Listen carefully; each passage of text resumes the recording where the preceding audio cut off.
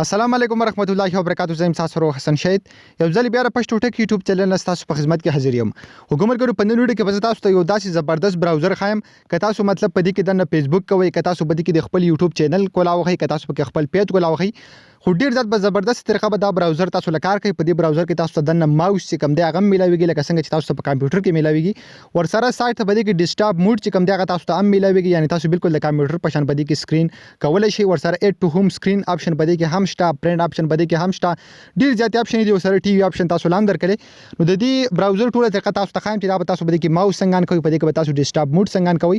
ور دې نه مخکې کو تر اوسه پورې تاسو زموږ چینل پښتو ټک نه سبسکرایب کړئ، دا ضرور سبسکرایب کړئ او زموږ د فیسبوک پیج سره هم لایک او دا ویډیو د خپل مرګرو سره ضرور شیر کړئ. د دې براوزر لینک چې کوم د یوټیوب کې تاسو ته په ډسکرپشن کې میلاوي شي، کوم ملګری چې فیسبوک کې زموږ ویډیو ګوري نو د ویډیو د پاسه اعلان به تاسو ته لینک میلاوي شي. سمپل هم دغه لینک تاسو دا براوزر ډاونلوډ کولای شئ. کله چې دا براوزر تاسو په خپل موبایل کې انسټال کړئ نو سمپل دا به دغه رقم اوپن کې تاسو تخکاری دا به تاسو سره دغه رقم اوپن شي.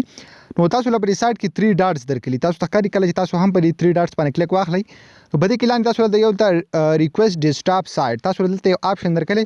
سمپل چې کله تاسو ان کې نو تاسو ټول سکرین چې کوم د ټول سیستم چې دی نو دا به بالکل د کمپیوټر په شان شي او تاسو موبایل به بیا ټول سیستم د کمپیوټر کې چې څنګه تاسو ته سکرین ان کیږي پاکي څنګه تاسو مطلب کو د یوټیوب وایټ سټوډیو اوپن کوي، که تاسو پاکي فیسبوک اوپن کوي، ټول سیستم چې کوم دا بالکل تاسو ته کمپیوټر په شان بیا شو کیږي. تاسو تخکاری کله چې تاسو ډیسکټاپ موډ ار کې نو تاسو د موبایل ټول سیستم چې کوم دا بالکل د کمپیوټر په شان شي او هر یو شی به تاسو ته بالکل بیا د کمپیوټر په شان شو کیږي.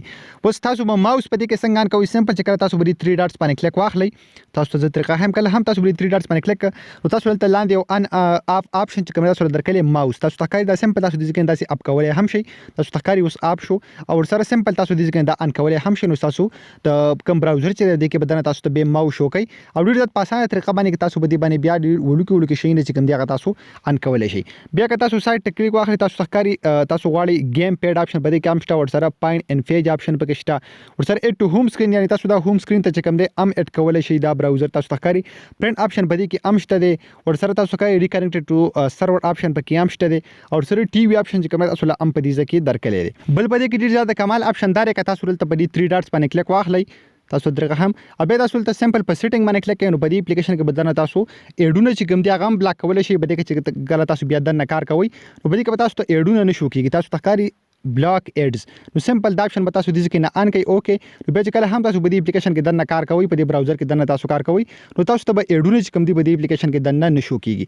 نو ډیر زیات د کمال براوزر د ضروري په خپل موبایل کې انسټال کړئ. تاسو به دې کې نیو ټیب آپشن چې کوم دی ام درکړئ تاسو تخکاری نیو ټیب آپشن مطلب تاسو ته په یو پیج کې فیسبوک را کولاو کړئ تاسو چې سمپل ته په نیو ټیب باندې کلیک واخلئ نو تاسو ته به یو نیو ټیب را کولاو شي. په هغه کې تاسو یوټیوب چې کوم دی هغه ام کولای شي. ابه چې سمپل تاسو ولته کلیک داسې واخلئ تاسو تخکاری څنګه چې تاسو په کمپیوټر کې مطلب کار کوي نو تاسو ته ټول ټیبونه اوپن شي. که تاسو دلته په یو کې یوټیوب کولاو کولای په بل کې فیسبوک نو سمپل تاسو دلته چې کله په شاته یو باندې کلیک واخلئ نو هغه تاسو ته اوپن شي. تاسو تخکاری تر کومه هغه تاسو ته اوپن شي. که تاسو به کلیک کوئ تاسو مخې والا اوپن کول غواړئ په هغه باندې کلیک کوئ نو هغه تاسو ته اوپن شي.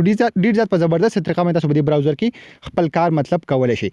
حکومت ضرور دا براوزر په خپل موبایل کې انسټال کړئ. تاسو ډیر ځات مزه درکړي چې کله تاسو به کې فیسبوک کوئ یا تاسو به کې ماوس استعمالوي. همدا شان ویډیوګان د پر زموږ چینل ځان سره ضرور سبسکرایب کړئ. موږ په خپل دعاګانو کې یاد ساتئ. د الله پامان.